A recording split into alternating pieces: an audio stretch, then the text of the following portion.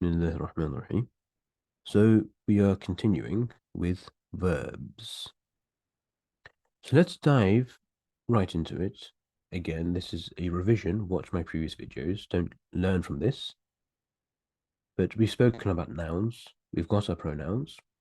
So really, we've got the foundations here very strongly if you have learnt these tables as I have told you to. Definition: a verb is a word which points to what? So nouns are substances, things. The verbs are going to be activities or states of these things. So immediately, just from this definition alone, question to you, can you have a verb without a noun? Pause and think about that.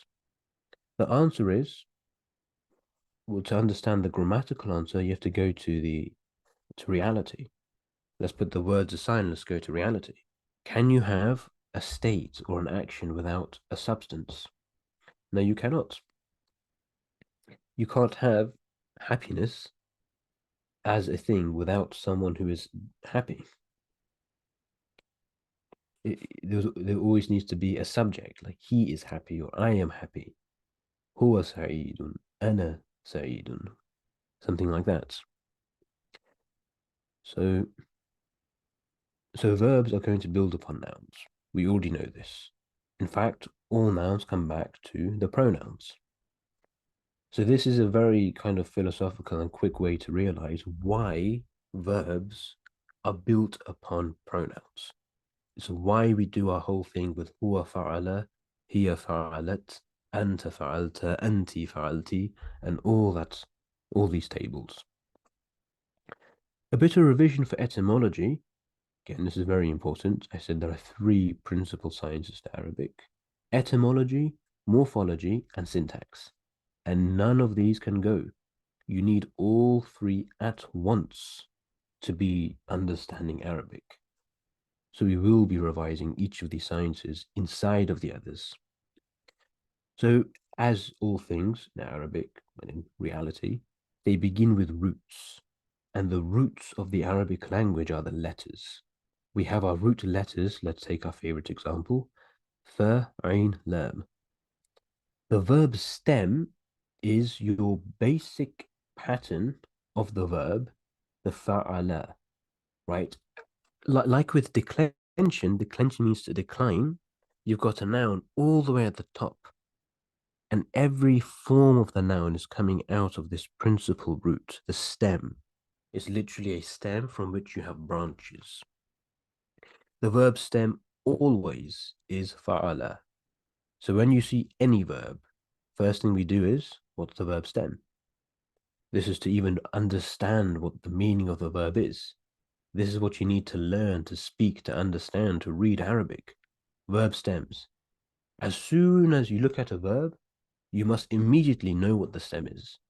Even if it's not fa'ala, it might be like istansara. Immediately. Verb stem I know, nasara. Verb form, because not every verb is fa'ala, over there is the form istaf'ala. Fa'ala, istaf'ala, istansara. Well, let's take this over here. We have a verb form, which is ifta'ala. For example, let's take غسل. غسل means to wash. اغتسل. So that's your verb stem. The form, the branch coming off it is ifta'ala, اغتسل, which means to wash oneself. That's not the end of it because, well, اغتسل, cool. But is it going to be past or present? اغتسل يغتسل. The voice, we're going to speak about this just now, and the mood. So before we proceed, this is how to build a verb up from the stem. You take the stem, you make the form, you still build on top of it. You might want to change, as we know at the moment, fa'ala yaf'alu, the tense. Then finally, the last thing, conjugate, because that's huwa. Huwa yaghtasilu, he washes himself. But no, we're speaking about hum. Hum yaghtasiluna, or ana aghtasilu. So this is the etymological diagram. the tree of how a verb in general is built up from a root.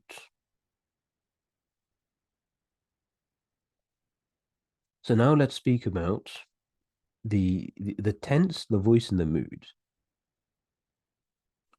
The tense is in Arabic zaman, like literally the time of the verb. Two things, past and present. Because, as I keep reiterating, we want to be grammarians. We want to actually understand language properly. Let's use some more fancy words for this, not without reason. So, really, to say past and present is actually not true. The fa'ala is not the past tense. Yaf'alu is not the present tense.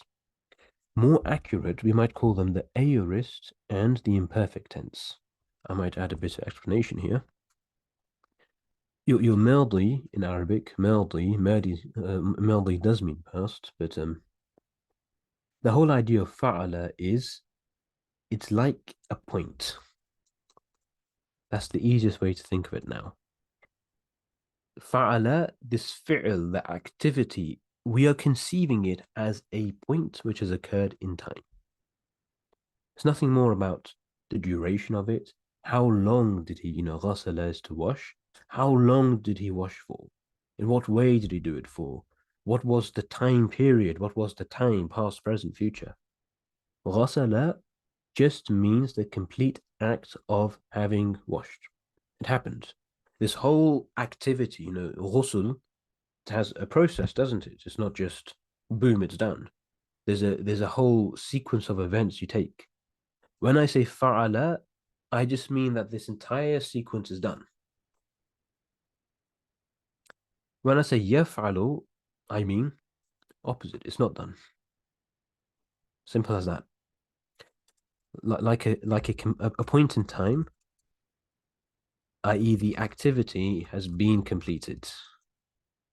Otherwise, it is just that. It's otherwise.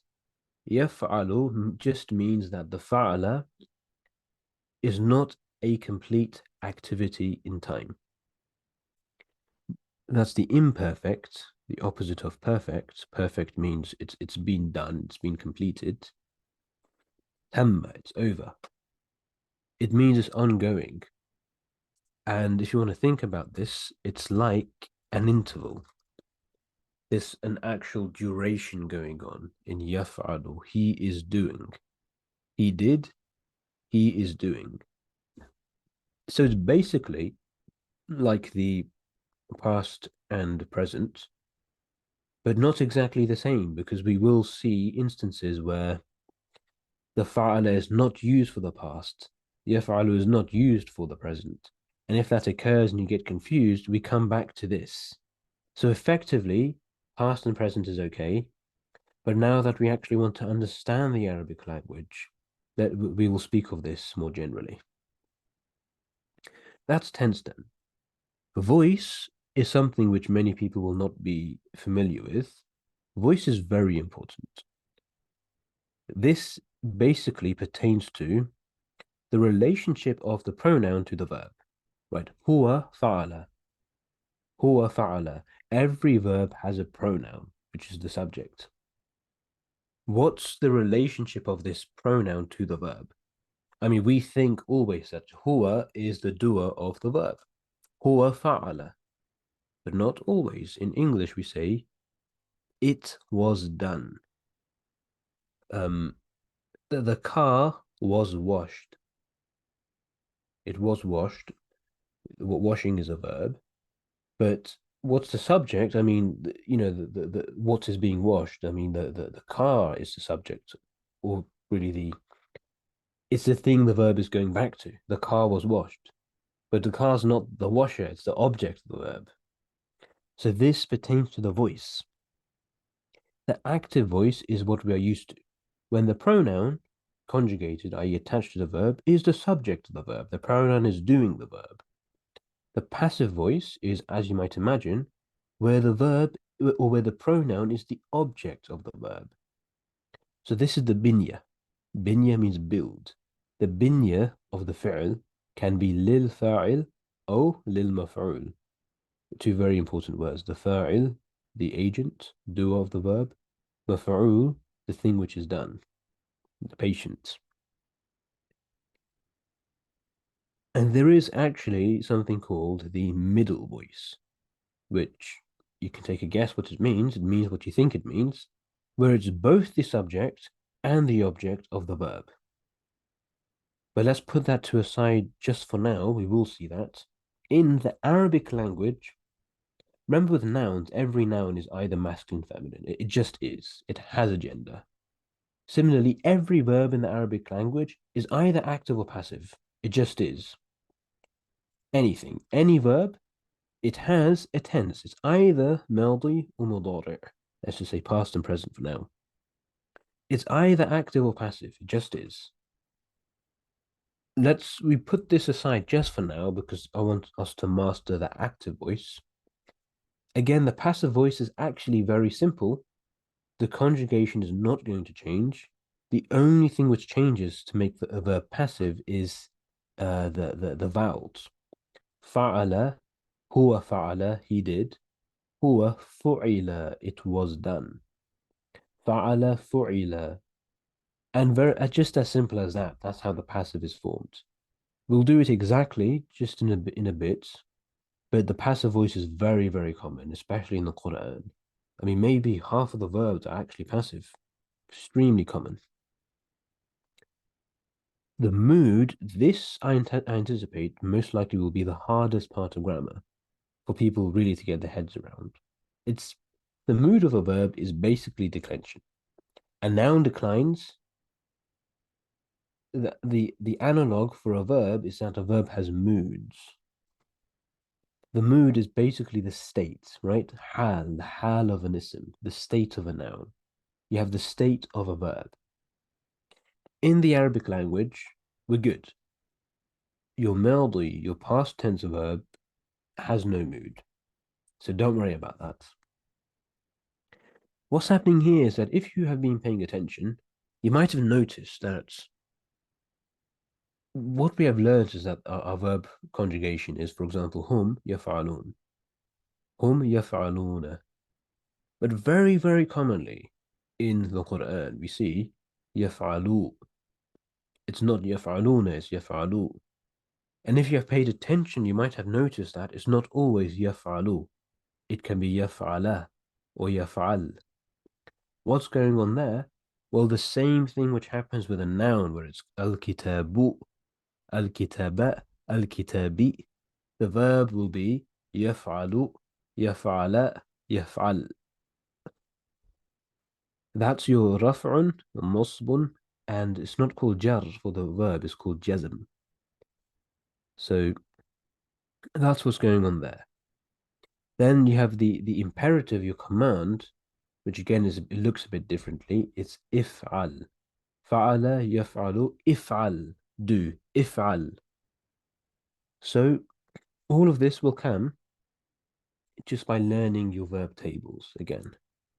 As for what's going on here, I think it's best just to skip this out for the time being. When we get to an intermediate level at least, we'll bring all this back and explain this.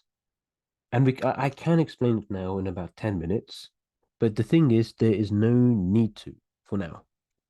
And this is very important for you to learn in your Arabic journey. Do not overwhelm yourself with stuff. There is more than enough Arabic to learn. There is more than enough grammar to learn. But when you just want to get a foot into the Arabic language, you want to get to a stage where you can learn the Arabic language through the Arabic language. So I highly advise against teachers or students attending courses where they just throw you into this on week one. Let's lay it off just for a few weeks and bring it back in a bit. But I will bring notice to it when it comes up. And so you'll learn the meanings of this through actual practice, not through some boring white PowerPoint presentation. So let's leave that there. A verb has, for revision, you begin with your roots. The verb stem is there. The verb forms, we'll speak about that. Then today we have seen that every verb has a tense, has a voice, a binya, and the present tense verb, your yaf'alu, has a mood, which we will speak about later. Now let's do our favorite thing, our conjugations. Again, we've done this so many times. I'm just going to rush through it. But this is a very nice diagram, which you can copy out, make for yourself. Your singular, plural, masculine, feminine, and we can just go for it with your huwa, your third person, anta, and second and first person. I'll just read it out once. هو فعل هي فعلت هم فعلوا هن فعلنا أنت فعلت أنت فعلتي أنتم فعلتم أنتن فعلتن أنا فعلت نحن فعلنا. Now, what I hope is that you've got your beginning at least to get to a stage, if you haven't already, where you just understand these things. As you see, I don't do translations really. I don't put hum fa'alu and say they did. This is the Arabic. This is not English, right? This is not English. This is Arabic. So stop translating everything all the time. Stop seeing fa'alu and writing down they did. Just get to a level with your pronouns where you don't need to translate. And many people sometimes get annoyed by how much I stress certain things, how much I stress pronouns. Thing is, I'm right to do that because there are people, I know there are students who have been learning Arabic for 2, 3 years, maybe 5, 10 years, and they still aren't getting this stuff. Not because they're stupid, not because they're slow, it's because they never put practice into it to begin with, because they were taught Arabic in a way where they were allowed to translate, where they saw fa'alu and they would translate it. And that's how they still, 10 years later, think. I am telling you guys from day one, do not allow yourself, do not give yourselves any room to think in a language other than Arabic when you are doing Arabic. And if that sounds daunting, all I'm asking for you for the time being, forget this mood stuff. You do not need this. No moods, no advanced grammar. This. هو هي أنت هن. Understand these words in Arabic. Then learn these conjugations. Just repeat it so many times that it is embedded in your mind. Feel and live this table. That's all I'm asking for you.